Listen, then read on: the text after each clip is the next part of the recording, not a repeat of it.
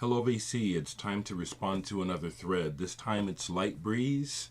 I want to congratulate you on 300 subscribers. I don't often visit, but I'm so glad you're here. And I just want to say that I'm glad that you claimed the VC for your own and that people have discovered you and found a like-minded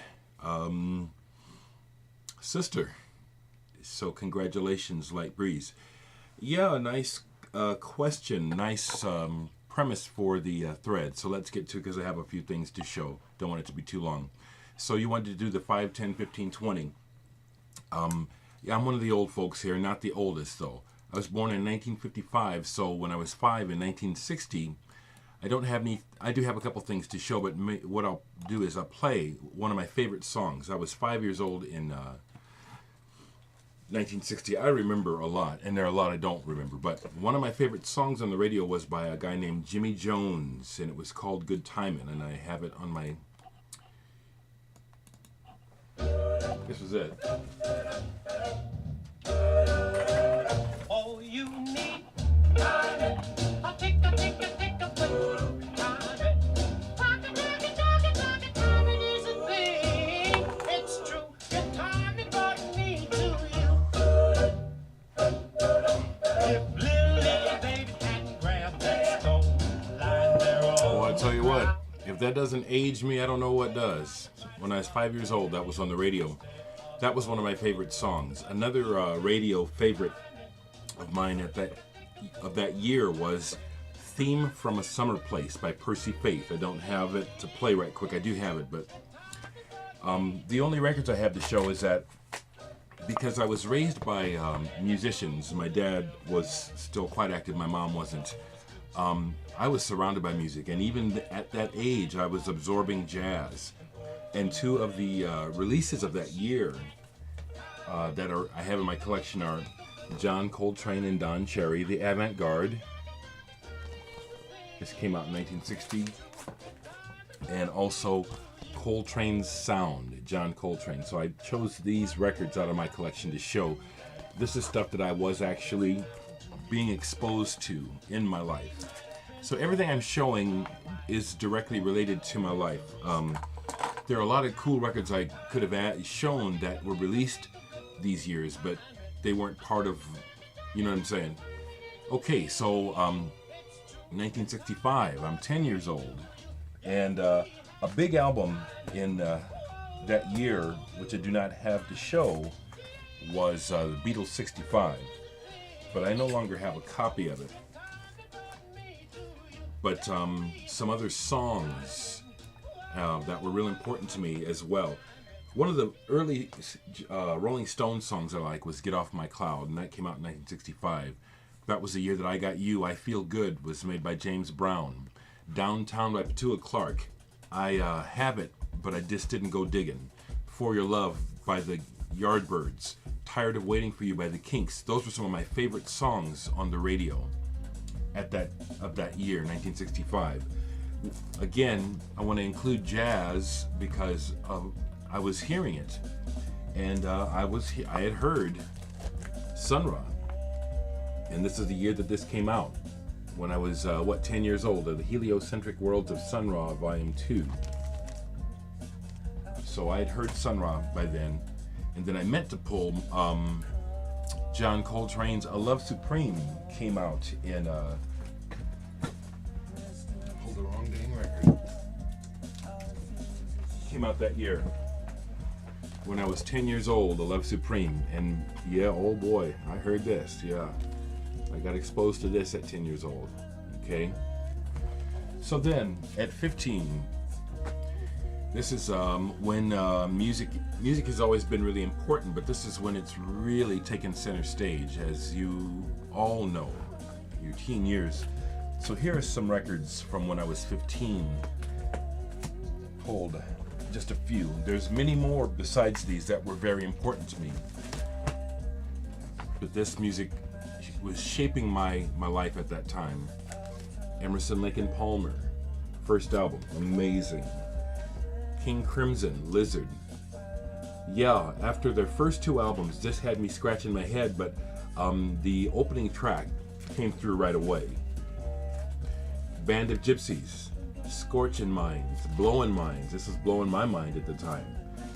You know, with Buddy Miles, my home dude. I mean, you know, Buddy on the drums there. You know, I'm hung out with his cousin all the time. I was used to seeing Buddy when he'd come to Omaha and spending time with his parents, having dinner and stuff with my folks.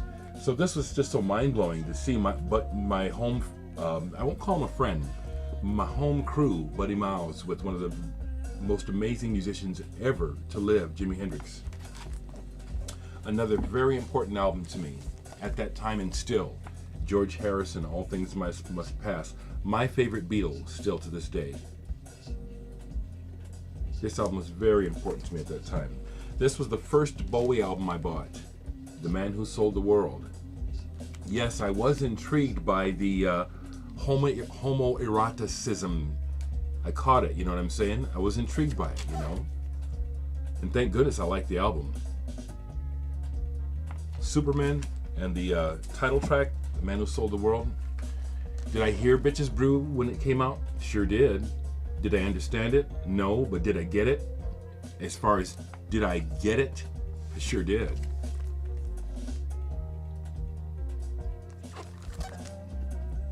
Bitches Brew when I was 15. All these records I was listening to at 15, okay? Neil Young, After the Gold Rush. Are you kidding me? Shit. Fucking amazing. Southern Man. Thank you, Neil. Crosby, Stills, Nash & Young, Deja Vu. This music was is still, but was so important to my development as a teen. Black Sabbath, Paranoid. Okay. And then this was a real important to me at that time. And Soft Machine Third. Usually I show you my nicer version, but this is my actual copy, from my teen years. I still have my original copy from my high school days. Ring worn to fuck, because this record was like a grail. I proudly had this under my arm as I would travel about. You know how we do, or how we did. Real important album to me. Okay, and then at 20, just a small section of records that I was listening to that were really important to me at 20 years old. Great suggestion, Lightbreeze. Thank you. Many more subscribers to you. Banco, the fantastic Italian band. Yes, when it came to America, I was on it.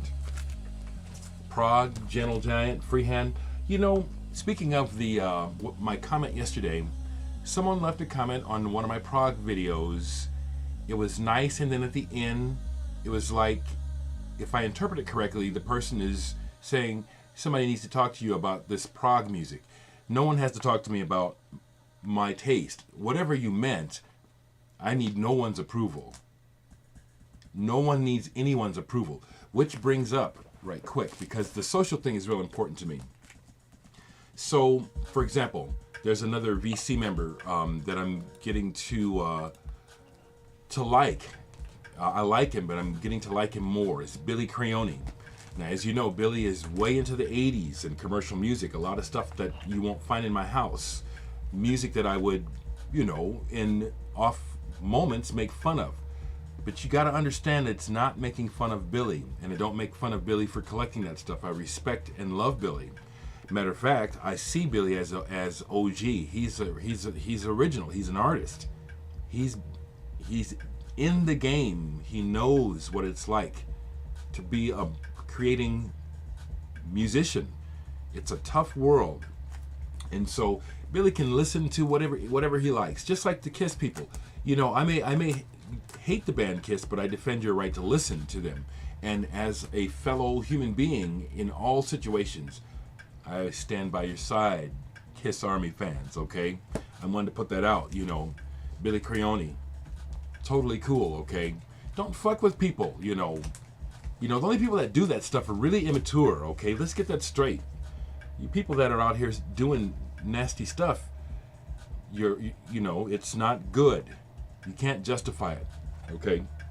I got to do this, folks, while it's in my psyche, okay? Let's keep going. 20 years old, what else was I listening to? Gentle Giant, Freehand, Unashamedly, Bad Motherfuckers. One of the most important albums of my life. 1975, 20 years old, you bet. This album was kind of like a living guide for me. Genesis, Lamb Lies Down on Broadway. In so many ways, I just can't explain.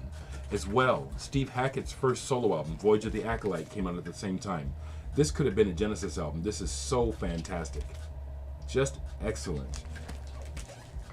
Matter of fact, I gotta be more conscious and stop saying certain things. This is just a beautiful album. Just a wonderful album. Frank Zappa and the Mothers, One Size Fits All. This came out in the year that I was 20, 1975. Italian Monsters, PFM, Chocolate Kings. I'm really glad that Joe got a copy of this recently. Chick Corea is. Yeah, this was blowing my mind at that time. Just kicking my ass. This too, Spirits Rejoice, Albert Eiler. Many of these albums I have had since I was 20 years old, like this. Just to put it into perspective, I'm 57 now. I've had this since when it came out when I was 20. Michael Mantler, The Hapless Child. Terry Ripdahl, Odyssey. Wore this album out. Double album on the ECM. Lots of ringwear because of taking it to parties, getting plenty stoned, and making sure my friends heard this. It's just, again, blew a gasket off my head when I first heard it. Julius Hemphill, Coon Business, and I got it when it was released in America in 1975. This is amazing jazz. Last thing I'll show is Cone Concert by Keith Jarrett. When this came out, I bought it and I was mesmerized by it. I have heard this album, all four sides, several times. I'm familiar with the themes on this album. Very good. Once again, Lightbreeze, great suggestion for a topic, and congratulations to you on 300 subscribers, 3,000 more coming up.